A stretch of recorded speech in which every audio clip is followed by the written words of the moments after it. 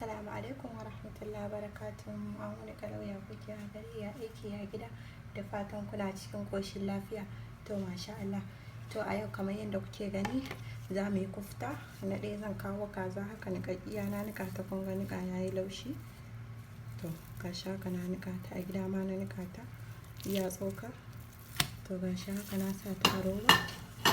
Bayan wannan sai in kawo kayan miya na kamar tattasai, attarugu da albasa, tafarnuwa, su ne na niƙa anan. Sai in zuba su a kai. Yanzu kamar haka na zuba. Sai in kawo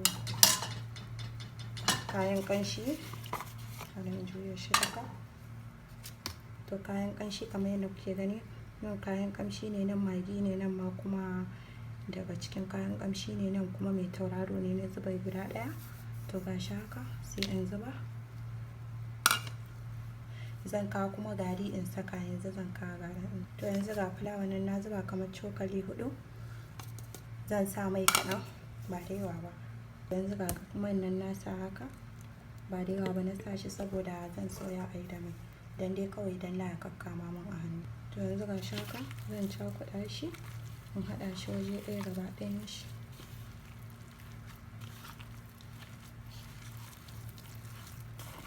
Kun ga ban sa ruwa ba.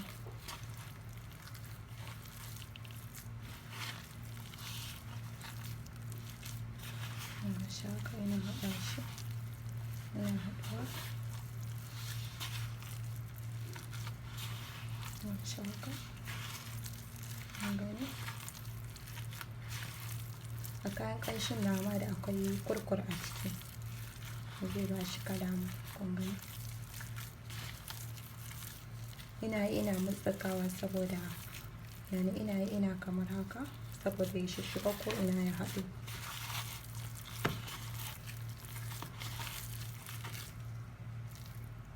Yanzu kun ga kamar haka na haɗa shi ya haɗu sosai. Sai in kama in sa kaɗan a hannuna saboda kai yana haɗe. Kun ga yanzu haɗe ne yake haka. Akan ma na sa mai da farko.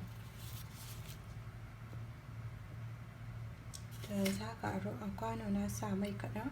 Zan ke dangwala shi kuma nan ga wani kwanon a gefe. Zan ke ɗauka kamar haka. In sa man haka da haka hannuna ko ina. Sai in ɗau kamar haka. Ko yanda mutum yake ganin zata mai. Kamar haka zan ɗan ƙara yayi kaɗan da yawa. Kamar haka. Sai ka mai haka. Sai ka mai haka, sai ki mai haka. Ba da ɗan faɗi ba da yawa. Ki ba shi kauri akan ki ba shi faɗi. Kun ga haka? To a nan ma zan sa mai a kwanon, zan shafa mai saboda kai ya riƙe. Sai in bi in jejjera, zan ta yin haka har sai na yi shi da yawa. Kun gani? Wannan ma yayi kaɗan haka. Yayi yawa kuma. Kun gani? Zan ta yin shi haka har sai yayi.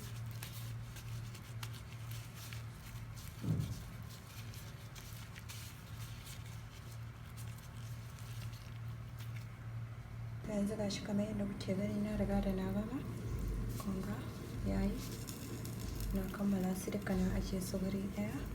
Zan zo na sa mai a nan zai yi zafi haka. Idan yayi zafi sai in dinga sawa da ɗaiɗai ina sa ina soya har in gama. Duka ma fa kun ga man yayi zafi. In zo in sa da ɗaiɗai. Bismillah. Yanzu na sa haka ko zan rage wuta. Haka sai kai yayi. Gani ta fara yi. Inda ba sai kuma sai in ƙara juya ta. Inda ya ɗan yi ja kaɗan sai in juya shi, kuma aka jima sai in ƙara juya wani ɓangaren cikin yayi ba. Haka ne. Insha Allah. Yanzu gashi kamar yadda kuke gani ina yin shi. Ina soya shi a haka. Amma sai na rage wuta saboda kar ya kama da wuta.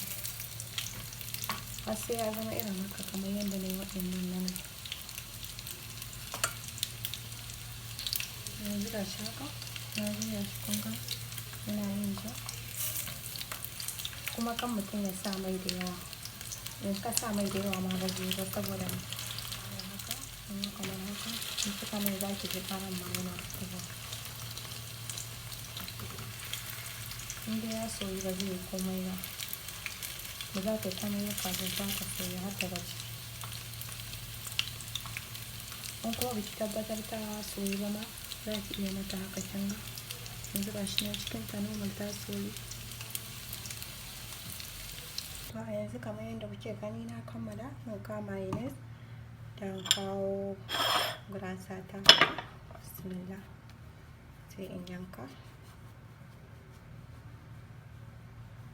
Yawon kamar yadda kuke gani haka. In kana so za ka iya sassa su kasu komai ma za ka iya sa a haɗa da wannan. Yanzu zan kawo koftar da na yi, sai in kawo mayonnaise ɗin in sassaka a jikin biredin. In so sai in yi yanzu kun ga kamar haka mayonnaise ɗin.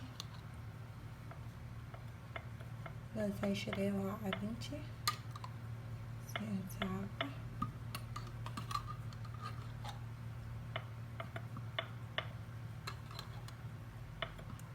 Haka dai ya yi.